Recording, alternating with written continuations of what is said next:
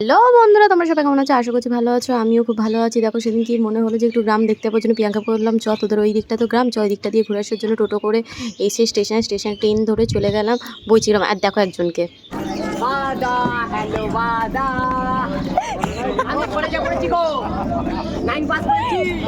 Train থেকে নামার সময় এক অদ্ভুত মানুষের সাথে দেখা হয়ে গেছিলো। সেই হচ্ছে ইনি অদ্ভুত মানুষটা।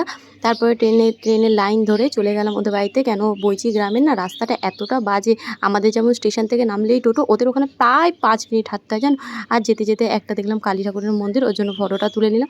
দিয়ে টোটো ধরে চলে গেলাম প্রিয়াঙ্কাদের ওই গ্রামে। দিয়ে প্রিয়াঙ্কাদের ওই গ্রামে গিয়ে দেখলাম যে দেখো মাটির বাড়ি ওখানে, আমাদের এখানে এত মাটির বাড়ি এখন আর দেখা যায় না। তারপরে দেখি যেদিকে তাকাচ্ছি শুধু সবুজ আর সবুজ, এত ভালো লাগছিল মাঠটা। তারপরে ওখানে কিছু ফটো টটো তুলেছিলাম, ওইগুলো আর ভিডিও করিনি, কেন ওই জায়গাটাকে উপভোগ করছিলাম। তারপরে আবার বেলা হয়ে যাবে বলে চলে আসছি। আস্তে আস্তে দেখি একটা সুন্দর বাড়ি, ওর জন্য বাড়িটার একটা ফটো নিয়ে নিই। তারপরে চললাম এই যে বইচি স্টেশন, এটা হচ্ছে বইচি স্টেশন। বইচি স্টেশনে এসে তারপরে আমরা আবার চলে এলাম পান্ডুয়া ট্রেন ধরে। পান্ডুয়া এসে একটু ফুচকা খেলাম, একটু চটপটি খেলাম, চটপটি খেতে খেতে চলে গেলাম বাড়ি। টাটা।